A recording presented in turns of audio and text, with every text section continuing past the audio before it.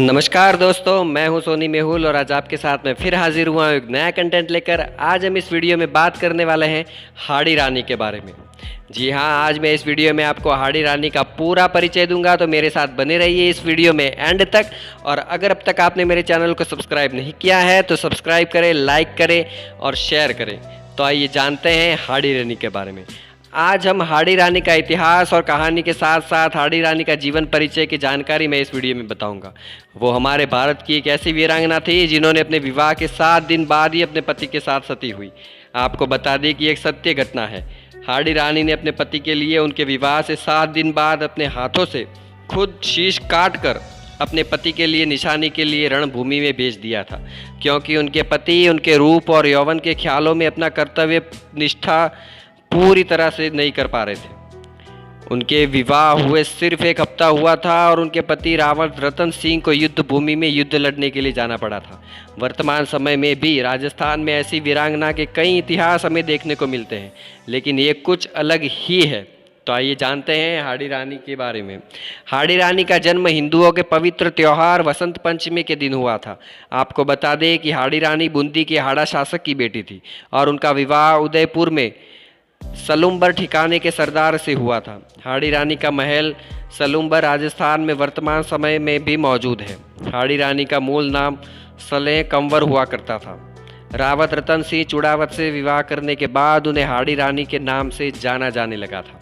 हाड़ी रानी का विवाह राजा रतन सिंह चुड़ावत के साथ हुआ था और महारानी के विवाह हो जाने के बाद एक ही हफ्ता हुआ था, यानी हाड़ी रानी का विवाह की मेहंदी छूटी भी नहीं थी और उनके पति को युद्ध में जाने का फरमान आया था।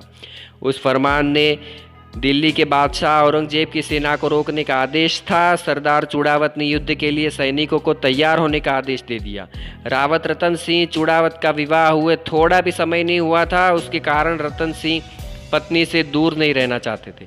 वैसे तो रतन सिंह चुड़ावत ने युद्ध में जाने की तैयारी कर ही दी थी, मगर उनका मन युद्ध में जाने से रोक रहा था। तो दूसरी तरफ औरंगजेब की सेना पूरी तैयार होकर आक्रमण की फिराक में आगे बढ़ रही थी। तो रावत रतन सिंह ने मन को बदल दिया और युद्ध की तैयारी कर ली।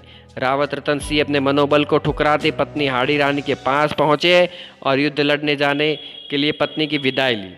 अपने पति को विदाई देते हुए हाड़ी रानी को मन में बहुत दुख हुआ, मगर हाड़ी रानी भी कमज़ोर नहीं थी और उन्होंने अपने पति देव को युद्ध में जाने का आदेश दिया। मगर रतन सिंह को हाड़ी रानी की चिंता हो रही थी और मनोमन हो रहा था कि मुझे युद्ध में कुछ हो गया तो उनकी रानी का क्या होगा।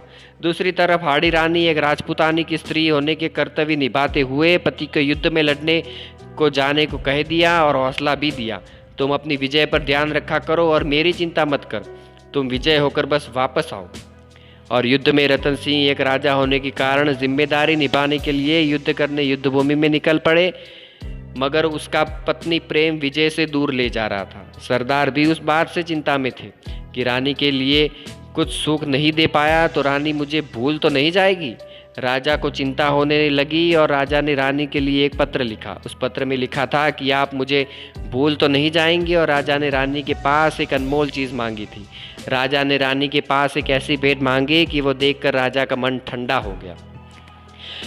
उसके बाद राजा ने पत्र भेजा और पत्र को पढ़कर रानी बहुत चिंता में पड़ गई और अपने मन में विचार करते हुए सोचा कि मेरे पति उस तरह मेरे बारे में सोचते रहे तो दुश्मनों से कैसे लड़ेंगे।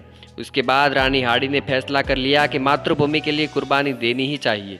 उसके बाद उन्होंने राजा के मोह भंग करने के लिए अपनी जान की भी परवाह किए बिना ही हाड़ी रानी ने अपने हाथों से खुद अपना शीश काट कर संदेशवाहक से भिजवा दिया था।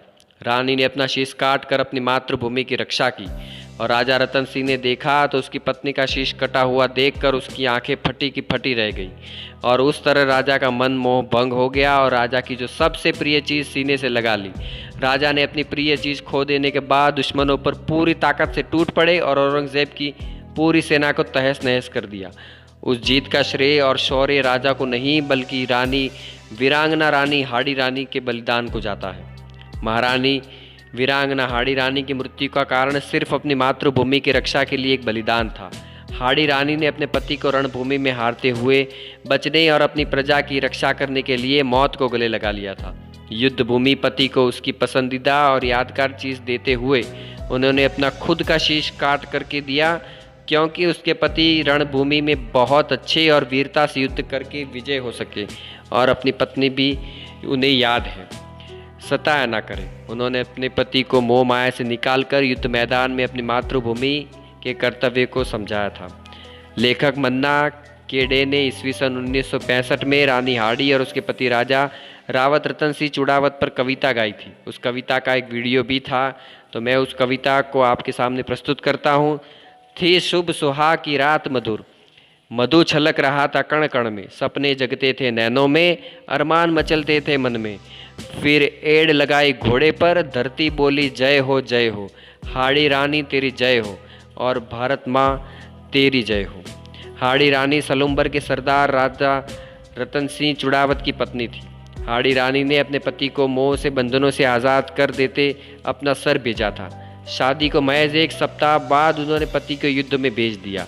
हाड़ी रानी एक वीरांगना थी। अपने सतीत्व की रक्षा के लिए अपने सिर ही काट कर उन्होंने पेश कर दिया। तो दोस्तों, आज हमने इस वीडियो में बात की हाड़ी रानी के बारे में। मुझे उम्मीद है ये वीडियो आपको बहुत पसंद आया होगा। तो पसंद आया तो लाइक करें, शेयर करें और सब्सक्राइब करें। तो मिलते हैं अगले नए कंटेंट के साथ। तब तक के लिए धन्यवाद।